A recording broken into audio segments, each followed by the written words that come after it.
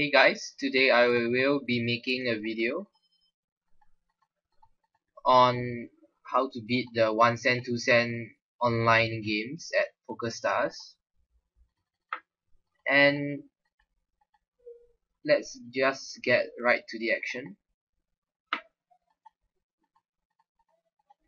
So far I've been playing for about 10 minutes and I am up maybe $1 or $2, which is I guess okay.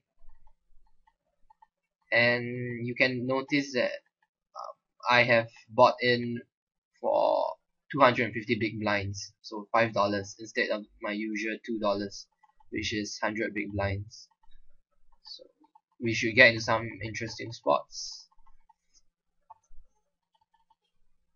So table 1,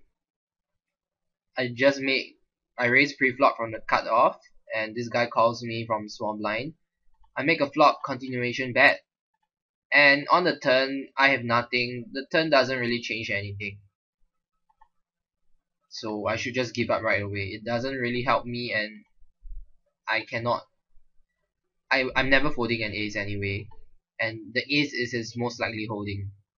He probably has way more aces than sevens or fours, so I shouldn't continue bluffing. Remember that the aim of a second barrel on the turn is to fold out second pair type of hands, and not to fold top pair.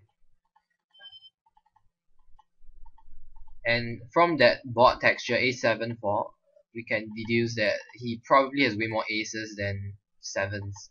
If the second card was higher, then maybe I might consider it, but without any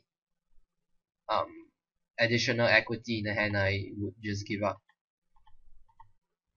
So table 4, this guy just down bets into me for a small amount. My hand doesn't really have potential. Pocket 3s, I only have 2 outs to improve, so I decided to just give up. Table 2, I have Jack 7 offsuit, and I would not raise this if the big blind was a tough opponent, but since I'm playing in a weak game, I think it's okay. I should be opening up my stealing range by a lot from the small blind against the big blind. Here I could raise, or I could just check. I don't mind just making a huge raise just to squeeze them out.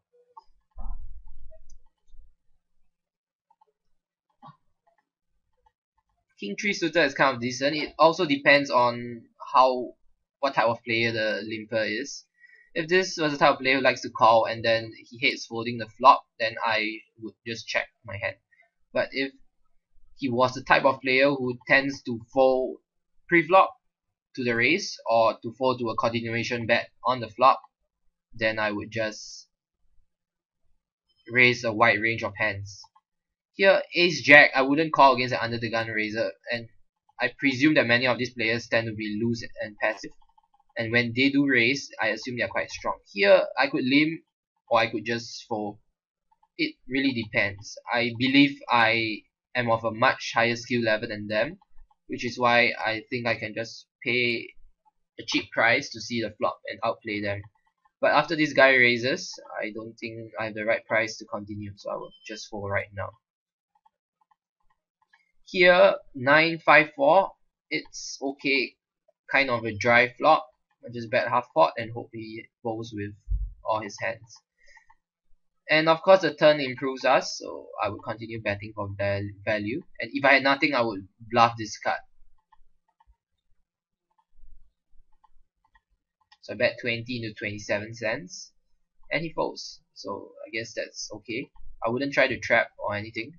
He's never folding a 9 on the turn, so I should be betting it again for value. So my guess is that he might have caught me with ace high, or maybe he folded a hand like pocket sevens, but we'll see. In today's session, I'm not using any software to give me statistics to help me in my game, because I assume many of you wouldn't have such software available, especially in live games where you have to play by feel. And I've marked Sina Fun in green. I think he's extremely loose and passive. He's been limping quite a few times already from what I've noticed, so I would start raising him with a wide range. Here table 1, I ISO raise. I raise with the purpose of isolating this limper. He does 1971 and he folds, but the other guy calls me. And on this flop, it's quite dry as well, so I would make a continuation bet. On the turn, hands like 5-6, 6-8 are all improved by this coordinating card. Maybe ace-3 as well. Ace-5 might not fold as well, so I'm definitely giving up on this card. And yes, this card coordinates the board even more, so I'm not going to mess around. Here, 8-9 suited. Once again, I have the option of raising or calling. Both are fine. I think I would just raise. I prefer to be the aggressor. But if I knew he were a calling station type of player, which means he likes to keep calling multiple streets, then I would just prefer to give up. Not give up, but just limp along and not bloat the pot up. Here, this guy, I'll mark him with green as well. He's also another passive player, which is very common for 1 cent, 2 cents. With pocket trees, I'm going to call, try to hit a set. Maybe he might just check it down and I might win against his ace high. And when I do not have any equity in the hand, I should be giving up. I might bluff if I have a diamond, but I think in general, he's never folding a diamond for one bet. So I wouldn't mess around with him. Just hope he has ace high.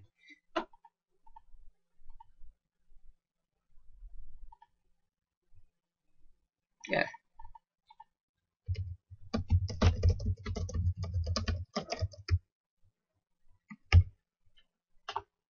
So he's checking down ace queen high as a preflop raiser on a jack 6-7 monotone board. So I think he wouldn't be recklessly making continuation bets. So when he bets on the flop, I should be more worried because I should assume that his range is stronger overall for betting.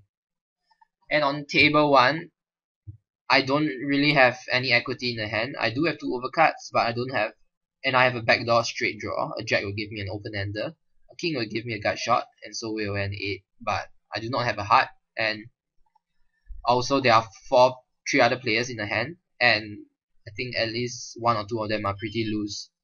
So I would not mess around with them. I would just give up. Here, table 4. I'm in position to see enough fun, so and queen 10, any 2 cards 10 and above, which hands that are broadways are definitely good enough to make an isolation raise. He's probably calling me way worse hands like maybe queen 8, 10, 9, maybe 5, 6. So, and on this flop I'm definitely betting for value. If he raises me, I will fold right away because passive players do not raise monotone boards with weak hands, and even if they do, they probably have at least one of a flush draw to go with it. Without a flush draw, I definitely cannot continue. So jack 5, I will complete again. Queen 10 is not strong enough to call a 5 big blind raise from the cutoff. It's kind of a big raise, so I wouldn't mess around that. King 10 suited, it's kind of loose. I would fold it in a tougher game, but I will open it here. Once again, this Firma guy keeps squeezing me for the second time, so I think he's aggressive. I'll mark him in orange. Here I did pick up a gut shot and I can represent the king, so I'll just bet at it. I might also want to give up instead because one of them might have a king, but when these 2 guys show weakness, I think I would rather just take a stab at it.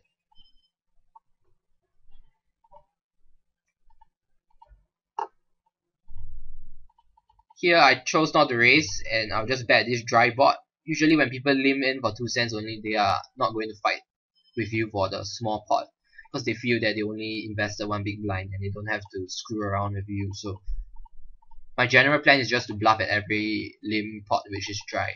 And here of course I'm just giving up. I assume he might have hit the flush draw.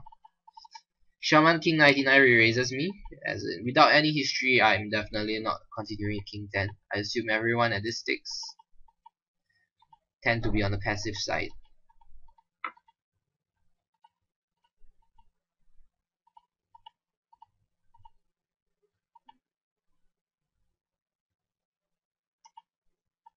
So 2-6 offsuit, I would be folding it in any game unless the two blinds were super nitty and they like to fold a lot. But if they are somewhat competent or if they are quite loose, then there's really no point in playing such a junky hand.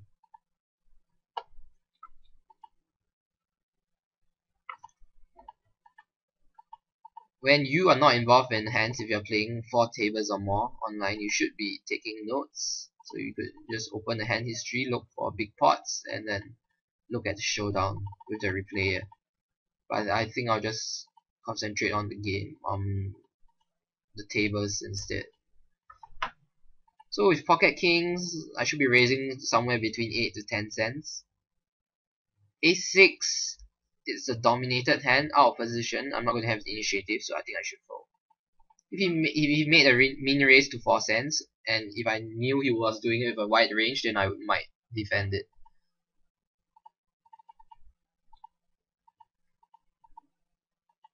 And on this board, I think he's thinking quite a while. He should have connected. I'll just bet big. There are quite a lot of straight draws out there, and he's never folding a jack or a queen for one bet.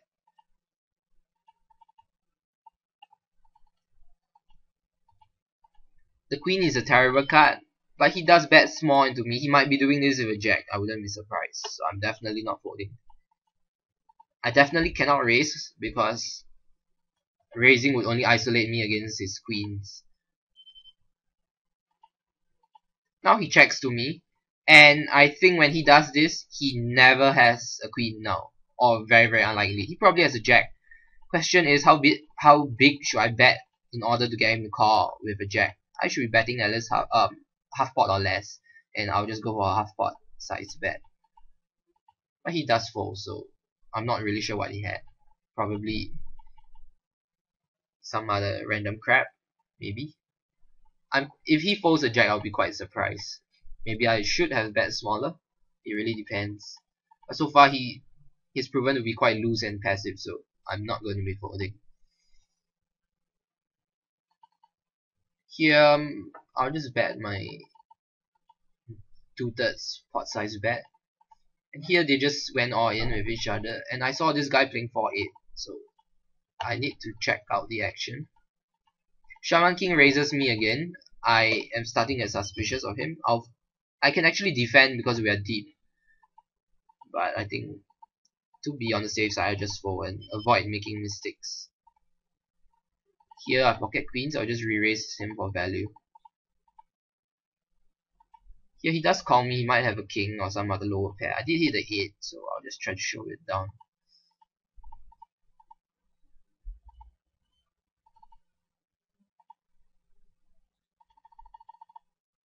Oh, he just shoved with 4-8. Here, against a better opponent, I would just bet. Against a more passive opponent, I would check. Because my pocket queens can at most go for 2 streets of value, probably even 1 street only. So I should check the flop to let him think that I do not have an ace, and thus he would call me down lighter with maybe any 9 or any 8. So now I'll make a half pot size bet. He checks and calls instantly. The 9 is a bad card. He might have a random 9 now, so I think I cannot bet for value. I would check and hope I win an 8 or a hand like pocket 10s, pocket jacks. Oh, he does has ace jack.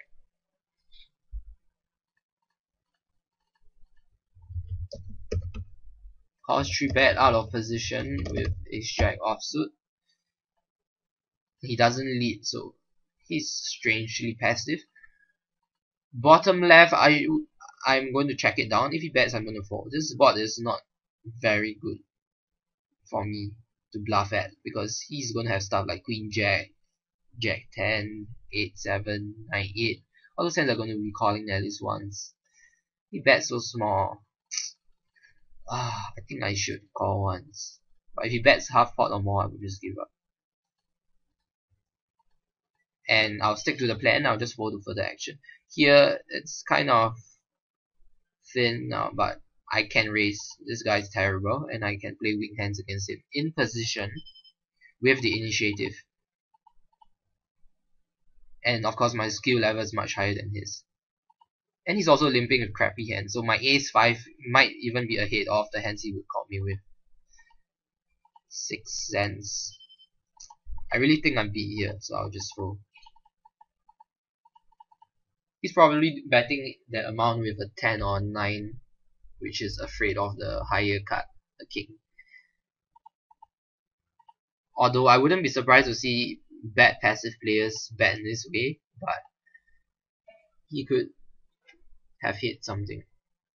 So I'll just continue playing and see how he plays.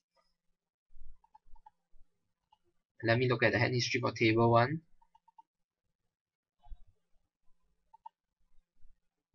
Oh, actually this guy went all in right away.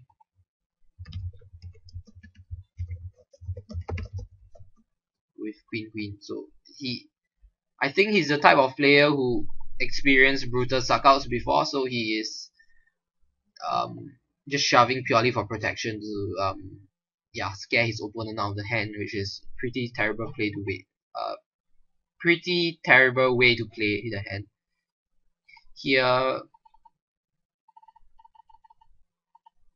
so we know he raises with hands like ace jack, and he's probably limping a whole lot of other crap.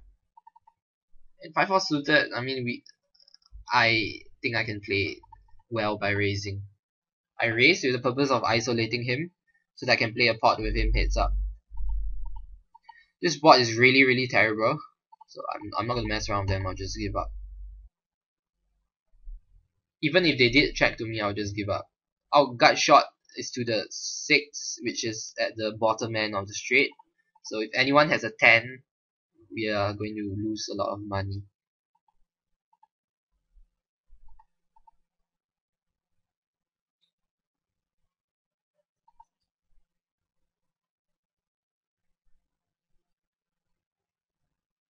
And ace 9 suited, I'm definitely stealing this against any opponent in the big blind. It's just a very strong hand.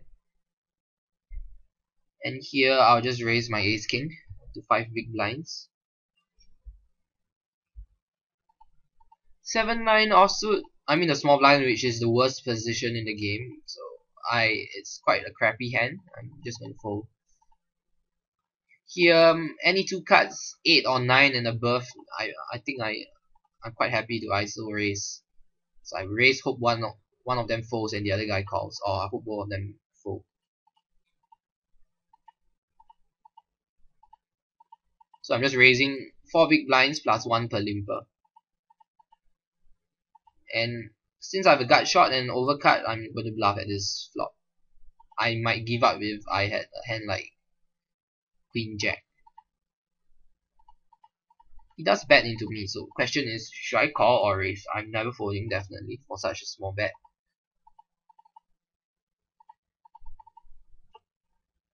And I don't think he's folding to the first raise, so I'm going to raise with the intention of blasting the turn. I think he's weak, and he might have a 8 or 6 or some other crappy hand, or some other gut shot. The turn is a nasty card because he might be doing this with a hand like Jack 10, which has a gut shot, or maybe 8-10, which did hit a straight. So on this coordinating card, it really connects with his range. So I am going to give up. I would have shoved any insignificant card, and I'm giving up. Okay, this was bad play. Shaman King has been re-raising me for the 3rd time already, and I've folded all 3 times with him. I'll start bluffing him soon. So I would have bluffed. I am bluffing this ace if he checks to me. So I would have bluffed an ace and a king. I would shove for value on a queen.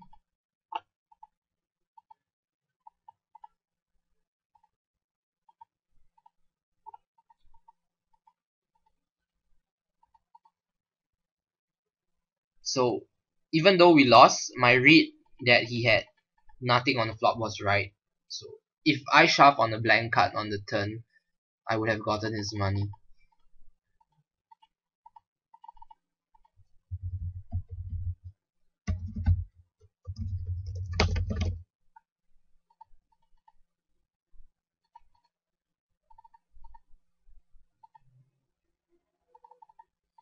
in a three-way pot, I'm just going to lead out, because unless I know one of them is going to stab and the flop, which I'm not sure about, so I'll just lead out.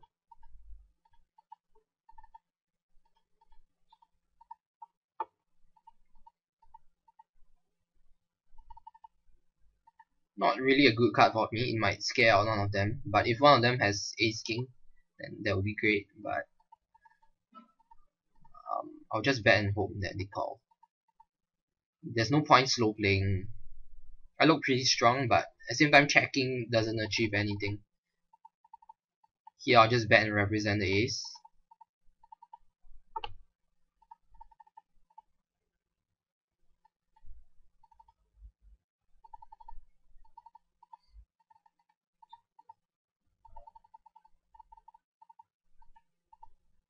I'll just give up. I think he has a good amount of aces. Although this king would be pretty scary for any middle pair like pocket tens. He should be folding those if I bet again. But I think he has an ace quite often. Here is a three-way pot. The board is quite dry. I do have a backdoor straight draw, but I think I'll just give up in this spot. And I'm not going to bluff this turn because any ace is probably not folding.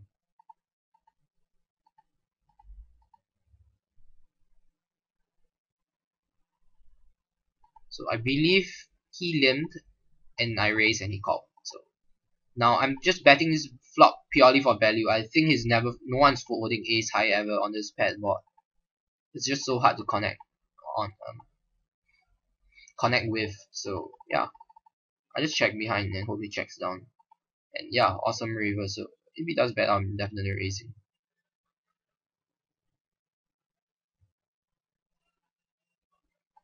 So he calls the flop, he checks the turn, and he checks the river again. So he definitely is going to have ace high really often. So question is, if I want to get value from ace high, how big should I bet? And the answer is that I should be betting half pot or less, never more than that.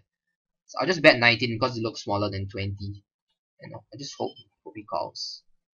Yeah, king 9 suited, I think he has been raising a fair amount, so I'll just raise him. I think he's on the aggressive side, unlike the other players who tend to be limping a lot. So I'll just give him a purple color. Let's see, I'm pretty sure I'm right. He has ace high, or maybe some lower pair. Wow, 10-9. Of course, if I knew he had 10-9, I would be betting bigger, but 10-9 doesn't really have any business in calling the flop. So calls flop with 10-9 on 8-8-4. So that's pretty surprising. So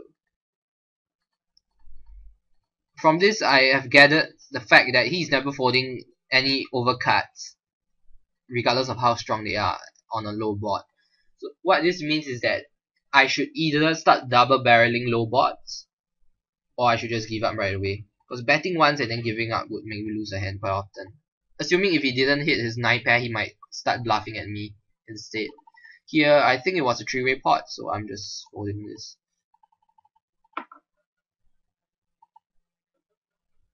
Here, I raised to 10 cents. I think I'll just bet this flop. If I were in position, I might just check behind. This 7 is bad because it coordinates the board. Stuff like 6-7, 6-8, 7-8 are all improved by this turn card, so I'll just give up. Hope he has a worse ace high than me. I expect to be good here like 20% of the time. And I don't think he's turning ace high into a bluff, so I'm not going to be calling that bad.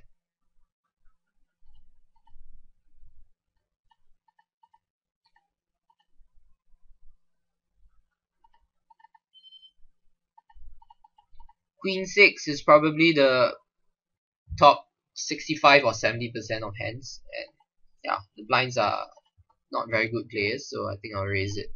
And Shaman King has been aggressive, but we are deep. I'm not going to mess with him out of position.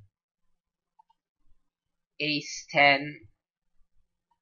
Squeezing might be an option because I want to be playing more pots with this terrible player. I think that's what I would do. But we shouldn't just recklessly squeeze. I'm squeezing here just to isolate this guy. Here I could raise or I could check. Jack 10 suited is kind of strong. And note that I'm going to get myself into a lot of tricky spots like this. For example, should I even just bet this or give up? So what does their calling range look like? One of them might easily have a hand like King Queen, King Jack, maybe Ace Queen, Queen 10 suited. Ace Queen, a bad player wouldn't fold Ace Queen to a bet here. I think I would just give up. It's likely that one of them has Broadway cards. And here with my two pair, I'll just bet for value. And since it's a short stack, I wouldn't fold if he went all in. I'm not really concerned with him having a flush. And on this hand, I folded Ace Deuce because it was a multi-way pot. I know that they have betted a small amount, so but it's kind of tough when I'm out of position. Here, even though they bet less than half pot, I think I'll just fold.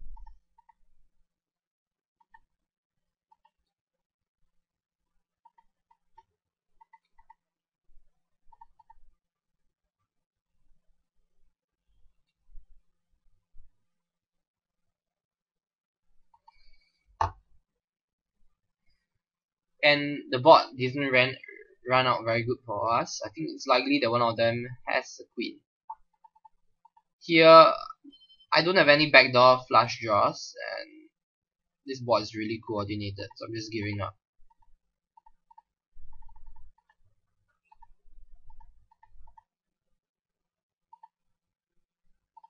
Yeah, one of them had the queen. So I was right in my decision to just give up right away. As you can see, the chances of one of them having a Broadway hand, which means that both of the cards are 10 and above, is really high, and all those cards connect with this board really often. So they either have a gut shot or they have some sort of second pair or top pair. This guy dong bets into me. I don't really have backdoors. I have two overcuts. I think I'll just give it to him and I will write a note about him. If he does it more often, he starts dong betting into me with a higher frequency, I'll start playing back against him. Here, I could give up or I could bet. I have a gut shot, so I think I'll just bet. If I had no gut shot, if I had like ace 10, I'll just give up right away. And here I'll just raise queen 9 again. It's a hand that's definitely way ahead of his small blind limping range. And here we have weak showdown value, and we have an open ender. I'm not folding, but I would check back if he didn't bet. And if he bets the turn again, I would call for sure. I want to find out what he has. The jack is a great card for us. It's way less likely for him to have a jack now. He checks so quickly, but I don't think there's any value in betting. He might have a 10.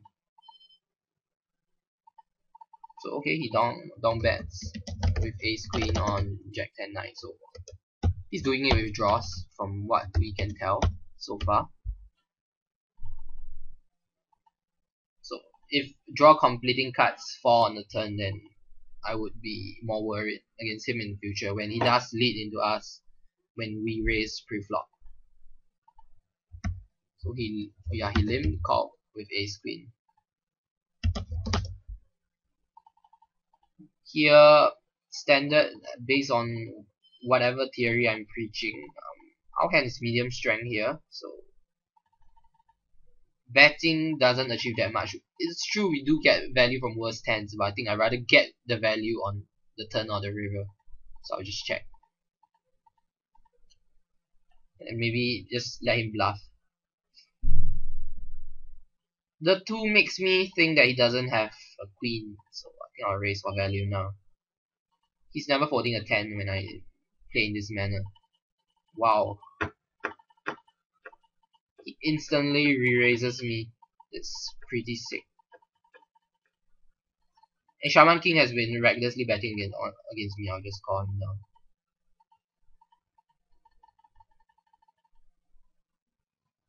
Since it's so small, I'll just call and see what it's up to. I'm probably folding a river. Okay, he made it such a small bet. I'll just call. Yeah, so I think he was really strong when he took that line, but the bet was quite small, so I just wanted to call and see what happened.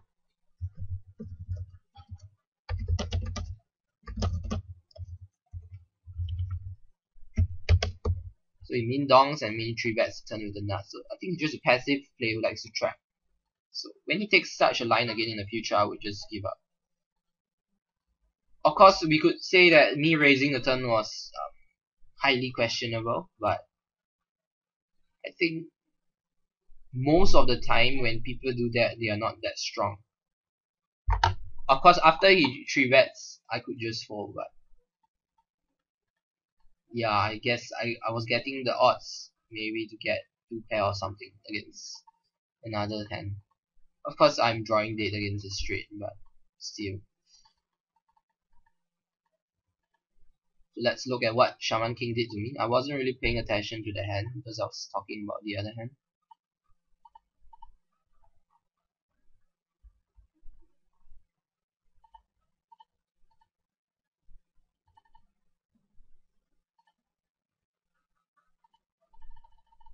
So he caught me from the blinds with King 9. He starts potting into me 3 streets, which is quite a terrible play because he should have gone for a check raise. He could have gotten much more of my money.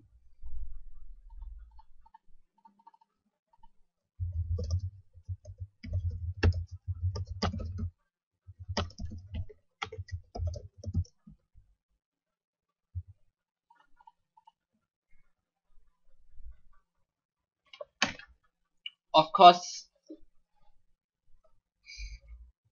it might be okay because I'm starting to get suspicious of him because he has been aggressive against me.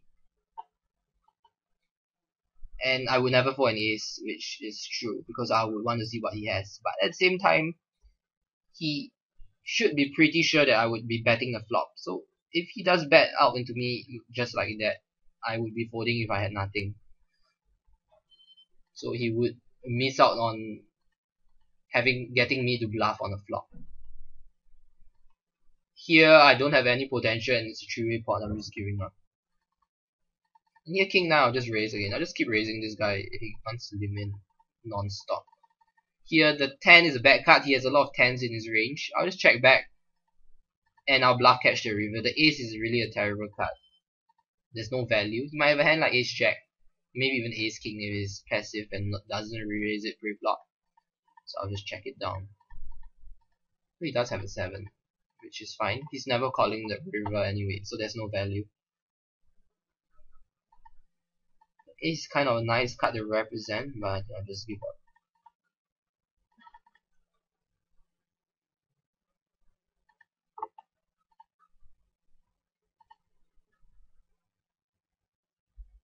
This guy folds, so I'm only having to bluff one other player, so I'll just bet. If he has a pair, he's probably calling, but I'm just hoping he has nothing. Here he raises me. In general, when people re-raise you pre-flop in a lower stakes, they really tend to have the goods. So if people tend to be strong, if he's going to have pocket kings, ace, king, pocket queens, I'm not going to be trapping. I'm just going to re-raise and hope to cooler him. Hope he has a hand that he can't fold. And I'll just win his money most of the time. Yeah, so I got the results I wanted. And it's pretty surprising. 3 bets, 5 bet, 90 big blinds with king jack offsuit. So he's pretty terrible and aggressive. I'll just mark him as orange.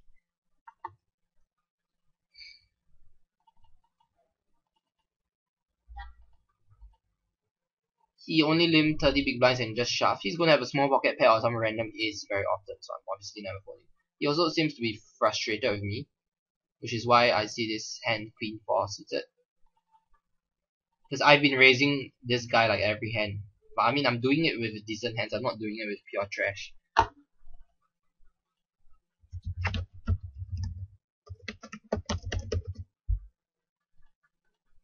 So it's just a fish. Just give him green color.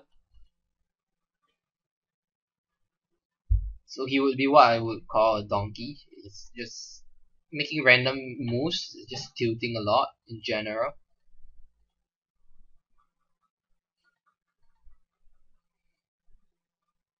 So right now, I think I'm about break even because I lost the big pot to the Taiwanese guy who left. And yeah, we earned this guy's money. We lost money to this guy just now.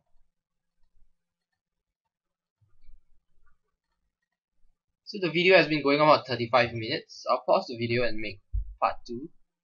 So hope you guys learned a lot on this video. So you can check out my book. I am going to provide it in the links below. So it's titled The Art of Poker, and it is a book catered for the recreational regular, meaning someone who plays a good amount of poker but hasn't really dedicated a lot of effort into improving his game. So I hope my book is able to bridge this gap of knowledge and also provide a lot of useful guidelines on how to use a well controlled and aggressive style to win your opponents. And it's definitely suitable for anyone playing in any live game, be it a casino or an online micro 6 game or a home game, because the player pool is generally going to be pretty similar to this 1 cent 2 cent online game. It's just very loose and passive. So hope you guys enjoyed this video. Once again, this is Galvin making a video, and yeah, I guess for the purpose of promoting my book. So yeah, have fun. See you next time. I'm going to record part 2 soon. So goodbye. Good luck at the tables.